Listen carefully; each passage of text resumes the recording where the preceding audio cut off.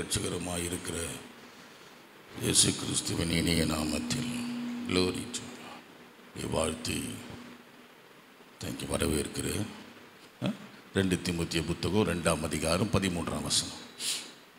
நாம் உண்மை இல்லாதவர்களாய் இருந்தாலும் அவர் உண்மை உள்ளவராய் இருக்கிறார். அவர் தம்மை தாமே மறுதலிக்க மாட்டார். அல்லேலூயா. நாம் உண்மை இல்லாதவர்களாய் இருந்தாலும் நம்முடைய ஆண்டவர் இயேசு சாமி உண்மை உள்ளவராய் இருக்கிறார். அடுத்த வாக்கியம் என்ன சொல்லுது? அவர் நம்மை என்ன பண்ண மாட்டார்? மறுதலிக்க மாட்டார். அல்லேலூயா, அல்லேலூயா. நான் உன்னை நம்ம ஆண்டவரை மறந்தாலும் அவர் என்ன செய்கிறதில்லை? மறப்பதில்லை. ஏன்னா இயேசு சாமி நம்ம மேலே அந்தளவுக்கு பிரியம் வைத்திருக்கிறார், அந்தளவுக்கு அன்பு வைத்திருக்கிறார். நீங்கள் பாருங்களேன், அவரை நான் அறியலை, ஆனால் அவர் தான் என்னை அறிந்து கொண்டார். யோவான் 15ஆம் அதிகாரம் 16ஆம் வசனத்தில் இருக்குது, நீங்கள் என்னை தெரிந்து கொள்ளவில்லை, நான் உங்களை தெரிந்து கொண்டேன். அல்லேலூயா. நீங்கள் என்னை தெரிந்து கொள்ளவில்லை, நான் உங்களை தெரிந்து கொண்டேன். அதுக்கு என்ன அர்த்தம்? அப்போ என்ன அவர் தெரிந்து கொள்ளலை, மன்னிக்கவும், நான் அவரை தெரிந்து கொள்ளலை, அவர் தான் என்னை தெரிந்து கொண்டார். அப்போ அவர் என்னை தெரிந்து கொண்டதுனால தான் என்ன அவர் நேசிக்கிறார். நான் நேசிக்காமல் போனாலும் அவர் நேசிக்கிறார். நான் உண்மை இல்லாமல் போனாலும் அவர் என் மேலே எப்படி இருக்கிறாரு? உண்மை உள்ளவராக இருக்கிறார். அல்லேலூயா, அல்லேலூயா. பாருங்கள், தன்னுடைய இரத்தத்தை எனக்காக ஏன் சிந்தணும் சொல்லுங்கள். இறைவன் மனுஷ உருவிலே இந்த பூமிக்கு வந்து தன்னுடைய இரத்தத்தை அவர் சிந்தினார். வேதம் சொல்லுது, பைபிள் சொல்லுது, ஒரு பாவத்தை மன்னிக்கணும்னா அதுக்கு ரத்தம் தேவை.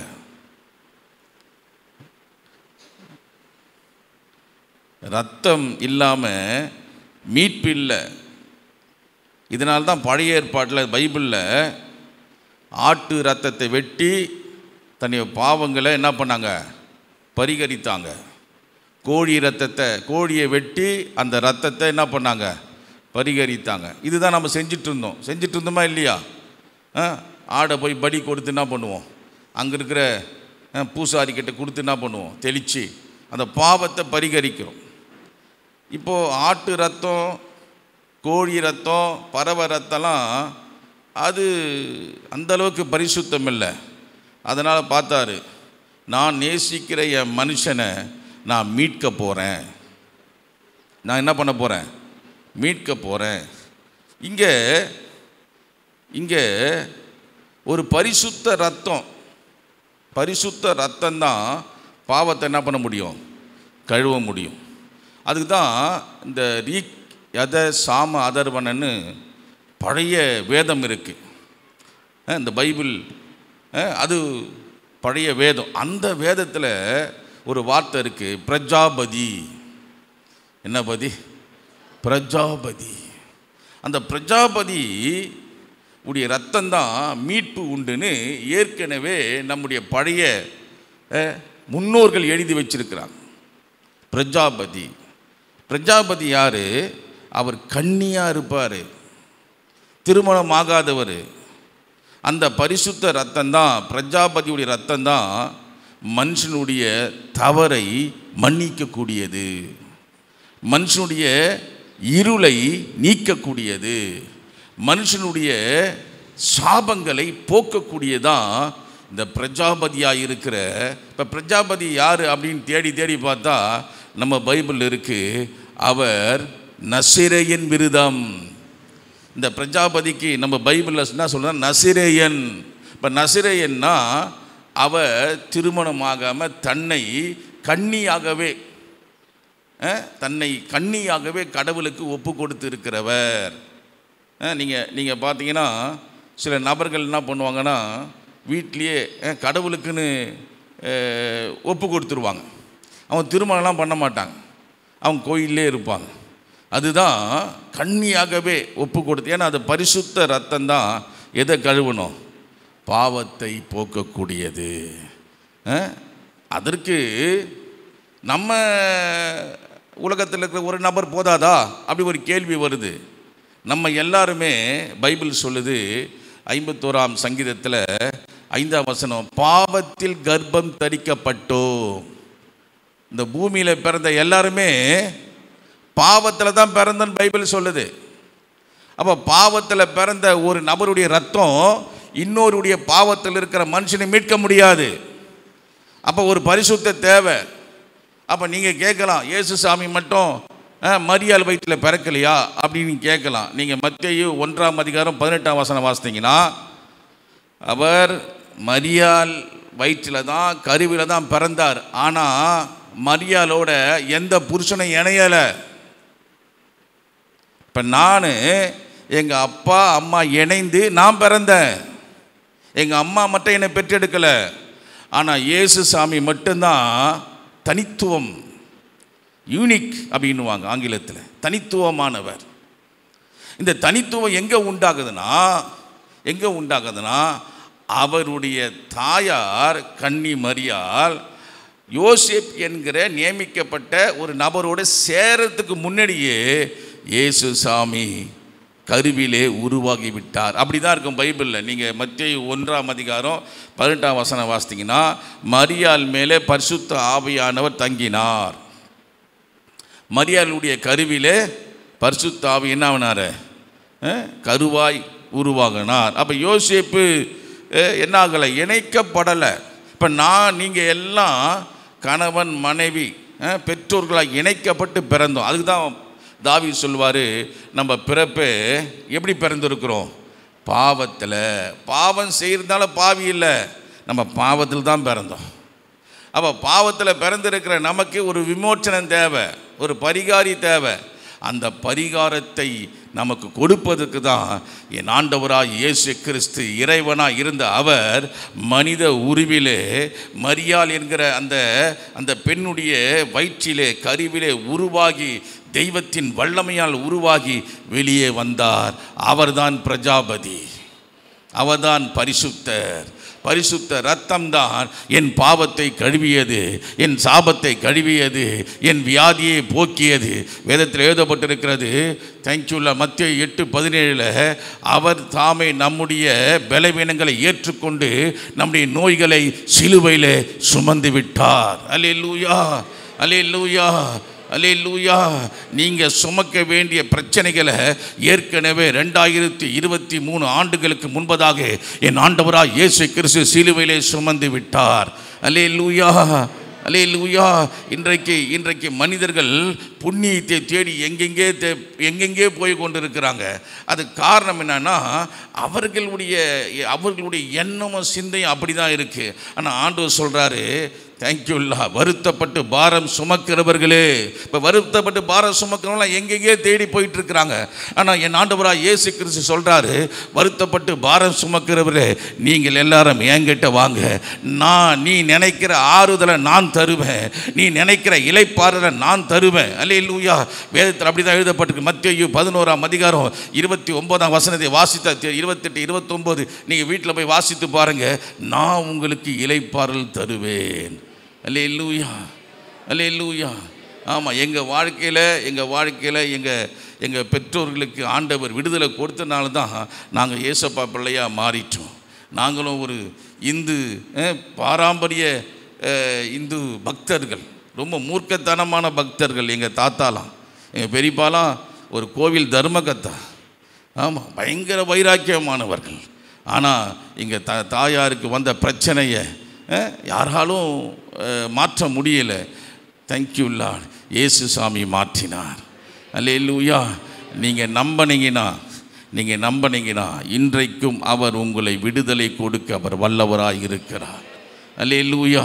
நீ என்ன பிரச்சனையாக வந்தாலும் சரி, இயேசுவே எனக்கு மனம் இறங்கும், இயேசுவே என் வேதனையை மாற்றும், இயேசுவே எனக்கு விடுதலை தாரும், இயேசுவே என் வியாதிகளை சுகமாக்கும், இயேசுவே நான் நம்புகிறேன், நான் விசுவாசிக்கிறேன், அல்லேலூயா, நான் விசுவாசிக்கிறேன், எனக்கு உதவி செய்யும் அப்படின்னு சொன்னீங்கன்னா நிச்சயமாக கூப்பிடுகிற யாவருக்கும் பதில் கொடுக்கிற என் தேவன், அல்லேலூயா, கூப்பிடுகிற யாவருக்கும் அவர் இறங்கி கிரியை செய்கிற தேவன். அவர் மகா இரக்கம் உள்ளவர், கிருபை உள்ளவர். Thank you Lord. அவருடைய பார்வையில் ஏழை பணக்காரன் என்பது அல்ல, எல்லாருக்கும் தேவன் ஒரே பார்வையாய் தேவன் பார்க்கிறவராய் இருக்கிறார். அவருக்கு முன்னே படித்தவனும் படியாதவன் என்பது அல்ல, அவருக்கு முன்னே மேலாய் இருக்கிறவன் கீழாய் இருக்கிறவன் என்பது அல்ல, அவருடைய பார்வையிலே கருப்பன் செவப்பன் என்பது அல்ல, அவருடைய பார்வை ஒன்றே. அல்லேலூயா. ஆனால் ஒன்றே ஒன்றுதான் நம்ம செய்யணும். அவரை உண்மையா அவரை நோக்கி கூப்பிட்டா அவர் உங்க வாழ்க்கையில் இறங்கி அவர் கிரியை செய்ய அவர் வல்லவராய் இருக்கிறார். அல்லேலூயா. கர்த்தர் நல்லவர். அல்லேலூயா. அவர் உண்மை இல்லாமல் நாம் போனாலும் அவர் உண்மை உள்ளவராக இருக்கிறார். அல்லேலூயா. அநேக நேரங்களில் சில தவறுகளை நம்ம செய்கிறதுனால நம்ம என்ன நினைக்கிறோம், ஏசப்பா நம்மளை கைவிட்டுருவாரா, நான் இந்த பிரச்சனையிலிருந்து என்னால் வெளியே வர முடியல, என்னை அவர் கைவிட்டுருவாரா, இல்லை என்னை விட்டு விலகிடுவாரா அப்படின்னு நம்ம நினைக்கிறோம். ஆனால் வேத வசனம் சொல்லுது, நான் உன்னை விட்டு விலகவில்லை. யோசுவா 1:5 சொல்லுது, நான் உன்னை கைவிடவில்லை. அல்லேலூயா, அல்லேலூயா. இஸ்ரவேல் ஜனங்க செய்த காரியம் கொஞ்சமல்ல, ஆனால் வாக்கு பண்ணின தேசத்திற்கு போகும் வரை வாக்கு தத்தத்தை கொடுத்தவர், அவருடைய ஆவியாக இருக்கிற பரிசுத்த ஆவியானவர் பகலிலே மேக ஸ்தம்பமாகும், இரவிலே அக்கினி ஸ்தம்பமாகும் அவர் கூட இருந்தார். அல்லேலூயா. அவர் கூட இருந்தார். பிரச்சனை பண்ணுறாங்க ஜனங்க, போராடுறாங்க, இந்த தெய்வத்தை எதிர்க்கிறாங்க, முறுமுறுக்கிறாங்க, குறை சொல்கிறாங்க, ஆண்டவரை உண்மையாக நம்ப மாட்டுறாங்க, உத்தமமாக தேட மாட்டுறாங்க. ஆனாலும் நீ உத்தமமாக தேடலனா கூட நான் வாக்கு பண்ணிட்டேன்.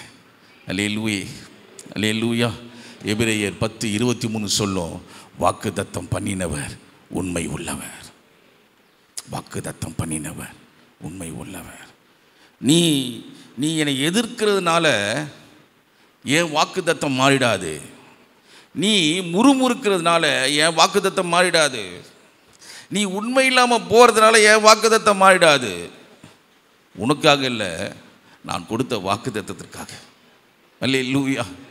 அதுதான் அர்த்தம். 2 தீமோத்தேயு 2:13 அர்த்தம்னா, நீ உண்மை இல்லாமல் போனாலும் நான் உண்மையாக இருக்கிறேன்னு என்ன அர்த்தம்னா, இயேசு கிறிஸ்து எனக்காக உங்களுக்காக சிந்தின ரத்தம். அல்லேலூயா.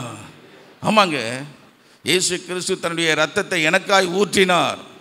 இதை நம்ம உண்மை இல்லாமல் போனாலும் உண்மை உள்ள ரத்தம் என் மேல் சிந்தப்பட்டு இருக்கிறதை பிதாவாகிய தேவன் பார்க்கிறதுனால நம்ம செய்கிற காரியங்களை என்ன பண்ணுறாரு, பொறுமையாய் சகித்து கொண்டு இருக்கிறார். அல்லேலூயா.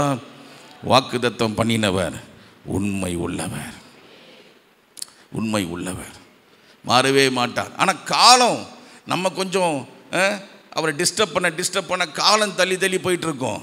ஆனால் பண்ணினார்னா அதை நிறைவேற்ற வல்லவர், நிறைவேற்ற வல்லவர். அல்லேலூயா. நிறைவேற்ற வல்லவர், நிறைவேற்ற வல்லவர். வேதாகமத்திலே சங்கீதம் 105 சொல்லுது, அவருடைய உண்மை தலைமுறை தோறும் இருக்கும். என் காலம் போனாலும் என் பிள்ளைங்க காலத்து மேலே அவருடைய உண்மை இருக்கும், என் பிள்ளைங்க காலம் போனாலும் அடுத்த வர பிள்ளைகள் காலத்தில் அவர் உண்மை இருக்கும். என்னுடைய சந்ததிகள் 4வது சந்ததி 5வது சந்ததி எத்தனை சந்ததிகள் மாறினாலும் நான் மாறுவேன், என் சந்ததி மாறும். என் மேல் வாக்கு பண்ணின தேவனுடைய உண்மை மாறுவதில்லை, மாறுவதில்லை. அதுதான் சங்கீத புத்தகத்தில் 105 சொல்லுது, தலைமுறை தோறும் அப்படி உண்மை உள்ளவர். அல்லேலூயா. சங்கீதம் 111:7 சொல்லுது, அப்படியே வார்த்தை உண்மை உள்ளது. அல்லேலூயா. அப்படி வார்த்தை தான் சொல்லுது. அல்லேலூயா. நான் உனக்கு வாக்கு பண்ணியிருக்கிறேன், அதை நிறைவேற்றுவேன். அல்லேலூயா. ஆமாம், நிறைவேற்றுவேன். அப்போது ஆபிரகாமுடைய வாழ்க்கையில் ஆண்டவர் அழைத்தார். ஆதியாகமம் இது 12ஆம் அதிகாரத்தில் நம்ம வாசிக்கிறோம். அவன் ஒரு சிலையை உருவாக்கி விற்பனை செய்கிற ஒரு ஆச்சாரிய குடும்பத்தை சேர்ந்தவர் இந்த ஆபிரகாம். சிலையை உருவாக்கி விற்கிறவர், அவங்க குடும்பம்லாம் அதுதான்.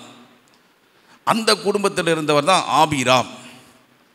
12 ஆதியாகமம் 12:1 அழைக்கிறாரு. அழைத்த உடனே அங்கே 2-3 வசனத்தில் வாக்குத்தத்தம் பண்ணுறாரு. உன் பேரை பெருமைப்படுத்துவேன், உன்னை நீ ஆசீர்வாதமாக இருப்பாய், நீ உன்னை ஆசீர்வதிக்கிறவரை நான் ஆசீர்வதிப்பேன், உன்னை சபிக்கிறவரை நான் சபிப்பேன் அப்படின்னு சொல்லிட்டு உன் மூலம் சாதிகள் ஆசீர்வதிக்கப்படும். அல்லேலூயா. உனக்குள்ளே அப்படின்னு ஒரு வார்த்தையை பயன்படுத்துவார் 4ஆம் வசனத்தில். இருக்கா? பூமியில் உள்ள வம்சங்கள் எல்லாம் உனக்குள் ஆசீர்வதிக்கப்படும் என்றார். பூமியில் உள்ள வம்சங்கள் எல்லாம், பூமியில் உள்ள வம்சங்கள் எல்லாம் யாருக்குள்ளே ஆசீர்வதிக்கப்படும்? ஆபிரகாமுக்குள்ளே ஆசீர்வதிக்கப்படும். ஆபிரகாமுக்கு 75 வயசு, பிள்ளை கிடையாது. ஆனால் வாக்குத்தத்தம் எப்படி இருக்கு? ஒன்றுக்கே இங்கே இடம் இல்லை, பிள்ளை கிடையாது. 75 வயசு ஆபிராமுக்கு. சாராய்க்கு எத்தனை வயசு? 65 வயசு, 10 வருஷம் வித்தியாசம். இப்போ பிள்ளை இல்லாத நேரத்தில் என்ன சொல்கிறார் ஆண்டவர்? ஒரு பிள்ளையை தருவேன்னு சொன்னால் எது நம்பிக்கை இருக்குது.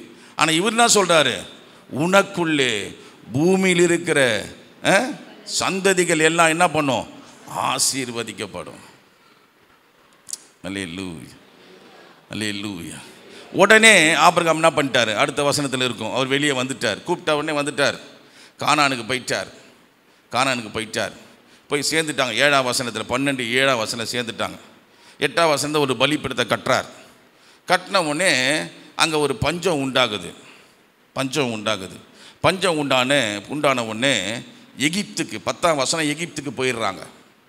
எகிப்துக்கு போனவொடனே அங்கே கொலாப்ஸ் ஆகிடுது. என்ன கொலாப்ஸ் ஆகுதுன்னா, ஆபிராம் என்ன சொல்கிறாரு? சாராயை பார்த்து, நீ எனக்கு மனைவின்னு சொல்லாத, நீ எனக்கு சகோதரின்னு சொல்லு. இப்போ என்ன ஆயிடுச்சு? தேவனுடைய வாக்கு பண்ணியிருக்கிற அந்த வார்த்தைக்கு நாம் கீழ்ப்படியலைன்னா சில கொலாப்ஸ் ஆக தான் செய்யும். தேவன் சொல்கிறாரு, என்னை உண்மையாய் தேடு, என்னை ஏற்றுக்கொள்ளு, நான் உனக்கு உதவி செய்வேன் அப்படின்னு வார்த்தையை சொல்கிறாரு. வருத்தப்பட்டு பாரம் சுமக்கிற வாங்க என்கிட்ட, நான் உங்களுக்கு ஆறுதல் தருவேன், நான் உனக்கு சுகம் கொடுப்பேன், நான் உனக்கு ஆரோக்கியம் கொடுப்பேன், நான் உனக்கு ஆறுதல் அளிப்பேன்னு சொல்கிறாரு. நீங்கள் கீழ்ப்படிஞ்சு வந்தால் ஓகே, இல்லை அப்படின்னா அது வேற ஒரு பிரச்சனை என்ன பண்ணும்? உண்டாக்கும். பாருங்க, அங்கே ஆண்டவர் சொன்ன கானான் என்கிற ஒரு தேசத்தில் இருக்கிறவரையும் பிரச்சனை இல்லை. பஞ்சம் வந்துச்சு, பிரச்சனை இல்லாமல் இருக்குமா? பிரச்சனை இல்லாமல் எந்த வீட்டில் பிரச்சனை இல்லை? இங்கே இருக்கிறவங்களுக்கு சொல்லுங்கள் பார்க்கலாம். எங்கள் வீட்டில் பிரச்சனையே இல்லை பாஸ்டர், யாருன்னா இருக்கிறீங்களா? சொல்லுங்கள். எங்கள் வீட்டில் பிரச்சனையே இல்லை பாஸ்டர். பெபே இல்லைம்மா, பிரச்சனை இல்லையா?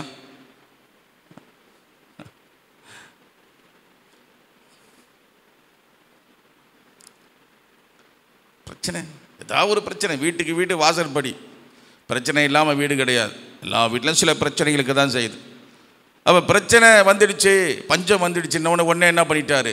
தேவன் சொல்லாத இடத்துக்கு போயிட்டார், வாக்கு பண்ணாத இடத்துக்கு போயிட்டார். அங்கே போன உடனே என்ன ஆகுது? இப்போ சமாதானம் போயிடுச்சு. இப்போது மனைவியை என்னன்னு கூப்பிடணும்? இப்போது இவர் சகோதரின்னு கூப்பிடணும். உடனே சகோதரின்னு கூப்பிட்ட உடனே அங்கே இருக்கிற ராஜா, சகோதரியா, அப்போ நான் என்ன பண்ணுறேன்? மனைவி ஆய்க்கிறேன்னு அவன் என்ன பண்ணிட்டான்? கூட்டு போயிட்டான். இது 15ஆம் வசனத்தை நம்ம வாசிக்கலாம். கூட்டு போயிட்டான். இதே போல் ஒரு சம்பவம் அந்த 12ஆம் அதிகாரத்தில் நடக்கிற அதே போல் ஒரு சம்பவம் 20ஆம் அதிகாரத்தில் நடக்குது. இங்கே பார்வோன் ராஜா என்ன பண்ணுறாரு? அவங்க மனைவியை சகோதரின்னு சொல்லிட்டார்ல. சகோதரின்னா யாருன்னா திருமணத்துக்கு வந்து பெண் கேட்கலாம், திருமணம் பண்ணிக்கலாம். இப்போ என்ன பண்ணுறாரு? உங்களுக்கு சகோதரி தானப்பா, சரி நான் திருமணம் பண்ணிக்கிறேன்னு இந்த பார்வன் ராஜா அரண்மனைக்கு கூப்பிட்டு போயிட்டார். 15-16ஆம் வசனத்தில். இப்போ 20ஆம் அதிகாரத்தில் பார்த்தீங்கன்னா 1ஆம் வசனம் 2ஆம் வசனம், அங்கே 2ஆம் வசனத்தில் அங்கே ஒருத்தன் வரான் ராஜா. இவர் எகிப்து ராஜா, முதல்ல கொண்டு போனவர் கல்யாணம் பண்ணிக்கிறேன்னு. அவர் பெலிஸ்திய ராஜா, அவர் இன்னொரு நாட்டு ராஜா, அவர் பேர் அபிமெலேக். அவர் என்ன பண்ணுறாரு? 20ஆம் அதிகாரம் 2ஆம் வசனத்தில் அவர் என்ன பண்ணிடுறாரு? கூட்டு போகிறார். நல்லா புரிந்து கொள்ளுங்க, நம்ம உண்மை இல்லாமல் போனாலும் தேவன் என் மேலே உங்கள் மேலே உண்மை உள்ளரார் இருக்கிறதுக்கு நான் உங்களுக்கு சொல்கிறேன் பாருங்கள். ஆபிரகாம் அங்கே உண்மை இல்லை, தேவன் சொன்ன இடத்துல இல்லை. அவன் வயிறுக்காக, உலக வாழ்க்கைக்காக, உலக ஆசீர்வாதத்துக்காக ஓடிட்டார் தேவன் சொல்லாத இடத்துக்கு. ஆனால் தேவன் எப்படி இருக்கிறார் தெரியுமா? இப்போ வாசிங்க 12-17 வாசிங்க. ஆபிரகாமுடைய மனைவியாகிய சாராளின் நிமித்தம் கர்த்தர் பார்வோனையும் அவன் வீட்டாரையும் மகா வாதைகளால் வாதித்தார். ஆண்டவர் விட்டல, இவன் ஆண்டவர் விட்டுட்டாரு. யார்? ஆபிரகாம். ஆனால் ஆண்டவர் என்ன பண்ணல? விடலை. அதான் வசனம் சொல்லுது, நீ உண்மை இல்லாமல் போனாலும் நான் உண்மையில் உண்மையாயிருப்பேன். அல்லேலூயா. ஆபிரகாம் விட்டுட்டாருங்க. வாக்கு பண்ண இடத்துல கானான்ல இல்லை, அவர் பிரச்சனை வந்துடுச்சுன்னு வேறு இடத்துக்கு ஓடிட்டார். ஆனால் ஆண்டவர் என்ன பண்ணுறாருன்னா விடலை. அவன் மனைவியை இவன் போய் திருமணம் பண்ணுறதுக்கு கொண்டு போனதுனால பைபிள் சொல்லுது, பார்வோனையும் அவன் வீட்டார் அனைவரையும் என்ன பண்ணுறாரு?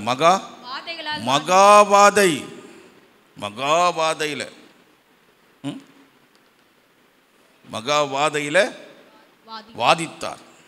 மகாவாதைன்னா உங்களுக்கு தெரியும், அது ஒரு கொள்ளை நோய் போல் இருக்கும். ஆமாம், சாப்பிடலாம் முடியாது. ஆமாம், சாப்பாடு இருக்கும், சாப்பிட முடியாது. தண்ணி இருக்கும், தண்ணி குடிக்க முடியாது. அப்படிப்பட்ட வியாதியாக இருக்கும் அது. ஆமாம், படுக்கையாகவே இருக்கும். இது வாதை. இப்போ வாதிட்டார். இப்போ என்ன பண்ணுறாரு ஆண்டவர்? அங்கே பேசுகிறாரு. பேசின உடனே பார்வன் என்ன பண்ணுறான்? கொண்டு வந்து ஆபிரகாம் கணவனான்கிட்ட விட்டுட்டான். அதே போல் அபிமெலேக்கு என்ன பண்ணுறாரு? செய்கிறாரு. செஞ்ச உடனே 3ஆம் வசனம் 20ஆம் அதிகாரம் 3ஆம் வசனத்தை சொல்லும். ஆண்டவர் சொல்லுவார், தேவன் இரவிலே அபிமெலேக்கு சொப்பனத்தில் தூங்கும் போது சொப்பனத்தில் நீ அழைப்பித்த ஸ்திரீயின் நிமித்தம், நீ கொண்டு வந்த பெண்ணின் நிமித்தம் நீ செத்த. அங்கே மகாவாதையில் வாதிக்கிறாரு. ஏன்னா ஆபிரகாம் தேவனுடைய பிள்ளை, ஆபிராம் தேவனுடைய பிள்ளை, சாராயும் தேவனுடைய பிள்ளை. அவர் விட்டு கொடுத்துருவாரா? நீங்கள் உண்மை இல்லாமல் போனாலும் அவர் உண்மை உள்ளவராக இருக்கிறார். அவர் விட்டு கொடுக்கவே மாட்டார். அல்லேலூயா. அவர் விட்டு கொடுக்கவே மாட்டார். ஒருவேளை போராட்டம் இருக்கும், பிரச்சனை இருக்கும், நான் இல்லைன்னு சொல்லலை. வேதனை இருக்கும், குறைவுகள் இருக்கும். அல்லேலூயா. அப்படி இருந்தால் தான் நம்ம தேவனை தேடுவோம். குறைவே இல்லைன்னா நம்ம ஏன் ஆண்டவரை தேடுவோம்? எனக்கு பிரச்சனையே இல்லைன்னா நான் ஏன் இந்த சென்னையை விட்டு வேலூருக்கு வரணும்? யோசித்து பாருங்கள். ஒரு நல்ல பிஸ்னஸ் பண்ணிகிட்டு இருந்தேன், எனக்கு பின்புலம், பெரிய பின்புலம், நல்ல வருமானம், பிரச்சனை சரீரத்தில், மருத்துவர்லாம் தேடி ஓடினேன், எத்தனையோ ஸ்கேனு, எல்லாம் ஸ்கேன் ரிப்போர்ட் எல்லாம் நார்மல். ஒரு டாக்டருக்கு 5 டாக்டர் மாறி பார்த்து எல்லாரும் நார்மல். கடைசியாக எனக்கு ஒரு மருத்துவர் கடைசியாக சொன்னார், நான் ஏற்கனவே சொல்லியிருக்கிறேன், இருந்தாலும் சில புதிய நபர்கள் வந்திருக்கிறதால உங்களுக்கு சாட்சியாக சொல்கிறேன்.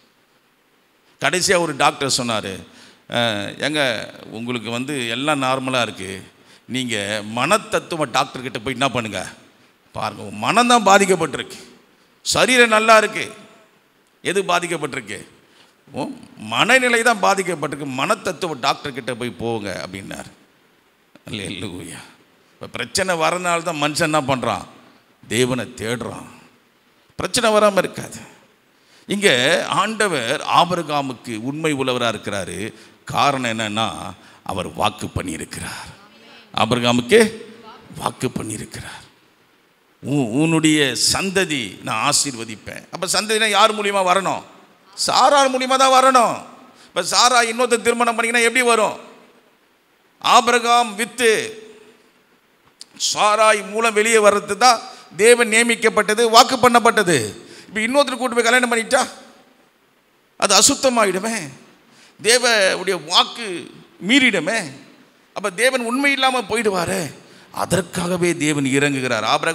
ஆபிரகாம் நீ உண்மை இல்லாமல் போனாலும் சரி, என் வாக்கை உன் மேலே வைத்து இருக்கிறேன், என் தரிசனத்தை உன் மேலே வைத்து இருக்கிறேன், என் திட்டத்தை உன் மேலே வைத்து இருக்கிறேன், அதற்காக நான் உனக்கு உண்மை உள்ளவனாக இருப்பேன்.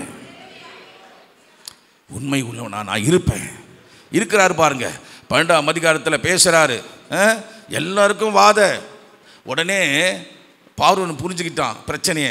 ஐயோ இதனால இவ்வளோ பிரச்சனையாக இருக்கு, கொண்டு போய் விட்டுட்டான். இன்னொரு ராஜா, பார்வோன் ராஜா 7 மணி நேரம் அடக்கிட்டார் ஆண்டவர். இப்போ பெலிஸ்திய ராஜா கேரார், அந்த தேசத்து ராஜா, அது பெலிஸ்திய தேசத்தை சேர்ந்தது. அந்த ராஜா எழும்புறான். ஆண்டவர் சொல்கிறார், நீ தொட்ட நீ கெட்ட. அல்லேலூயா. பக்கத்தில் பார்த்து சொல்லுங்க, தேவ பிள்ளையை தொட்டா அவன் கெட்டான். அல்லேலூயா, அல்லேலூயா. அவருடைய பிள்ளைகள் கொட்ட கொட்ட வளருவார்கள், வெட்ட வெட்ட துளிருவார்கள். காரணம் தெரியுமா? வாக்கு நம்மேல் வைக்கப்பட்டிருக்கிறது. நமக்காக ஒருவர் பிதாவின் வலது பாரிசத்தில் பரிந்து பேசி கொண்டிருக்கிறார். அவர் நமக்கு வாக்கு பண்ணியிருக்கிறார். இதோ நித்திய ஜீவனை உனக்கு தருவதே வாக்கு தத்தம். நான் உங்களுக்காக ஒரு ஸ்தலத்தை ஆயத்தம் பண்ண போகிறேன், அது முடிந்த பிறகு நான் வந்து உங்களை அழைத்து செல்வேன் என்பது வாக்கு தத்தம். நாம் ஒவ்வொரு தேவ பிள்ளைகள் மேலே வாக்கு பண்ணியிருக்கிற வாக்கு இருக்கிறபடினால அந்த வாக்கு தத்தத்துக்காக தேவன் நமக்கு உண்மை உள்ளவராய் இருக்கிறார். அல்லேலூயா, அல்லேலூயா. சரி, இவனையும் விடலை, சொப்பனத்தில் மட்டும் பேசினா ஆண்டவர் விட்டுருவாரா? மறுபடியும் மனசுக்கு எதனா ஒன்று ட்ரபிள் பண்ணோம். அதனால் பார்த்தாரு, அவனை வாதையில் போட்டு வாதிட்டார். இவனை என்ன பண்ணாரு பாருங்க. 20:17 வாசிங்க சிஸ்டர். ஆபிரகாமுடைய மனைவியாகிய சாராளின் நிமித்தம், சாராளி நிமித்தம் கர்த்தர் அபிமெலேக்குடைய வீட்டாரின் கர்ப்பங்களை எல்லாம் அடைத்திருந்தபடியால். ஆமென். அங்கே நீங்க பாருங்க 12:17 பாருங்க. சாராய் நிமித்தம் பார்வோனையும் அவன் வீட்டாரையும் மகாவாதையில் வாதித்தார். இங்கேயும் பாருங்க 20ஆம் அதிகாரம் 17ஆம் வசனத்தில் சாராய் நிமித்தம் என்ன பண்ணாரு? கர்ப்பத்தை என்ன பண்ணிட்டார்? அடைச்சிட்டார். கர்ப்பத்தில் என்ன பண்றாரு? உனக்கு விரோதமாய் உருவாக்கப்படும் எந்த ஆயுதம் வாய்க்காது, வாய்க்காது, வாய்க்காது. ஏன் வாய்க்காது? நம்ம நல்லவர்களாக இருக்கிறதுனால இல்லை, நம்மேல் தேவன் வாக்கு பண்ணியிருக்கிறார். வாக்குத்தத்தம் பண்ணினவர் உண்மை உள்ளவர். அல்லேலூயா, அல்லேலூயா. வாக்குத்தத்தம் பண்ணினவர் உண்மை உள்ளவர். நீங்கள் தொடர்ந்து 13ஆம் அதிகாரத்தில் என்ன பண்ணுறாரு? லோத்து பிரிகிறாரு. புரிஞ்சவனையும் ஆண்டவர் பேசுகிறாரு. 14ஆம் அதிகாரத்தில் ஒரு யுத்தம் நடக்குது. 4 ராஜாக்களை இந்த ஆபிரகாமும் அவன் வீட்டில் இருக்கிற 318 பேரும் இணைஞ்சு அந்த 4 ராஜாக்களை சண்டை போடுறாங்க, வெற்றி பெறுறாங்க. 4 ராஜாக்கள், நல்லா புரிஞ்சுங்க, 4 ராஜாக்கள், 4 தேசத்து ராஜாக்களை ஒரு சாதாரண ஆபிரகாம் அவன் வீட்டில் இருக்க 318 பேர் வேலைக்காரங்களாம் சேர்ந்து யுத்த ஆயுதங்களை தரித்து 4 ராஜாக்களை எதிர்க்கிறாங்கன்னா, அல்லேலூயா, அல்லேலூயா. காரணம் தெரியுமா? வாக்குத்தத்தம் பண்ணினவர் உடன் இருக்கிறார், கூட இருக்கிறார். அதை சொல்லுவார். 15ஆம் அதிகாரம் 1 வசனத்தை சொல்லுவார். ஆபிரகாமே பயப்படாதே, நான் உனக்கு கேடகமும் மகா பெரிய பலனுமாய் இருக்கிறேன்.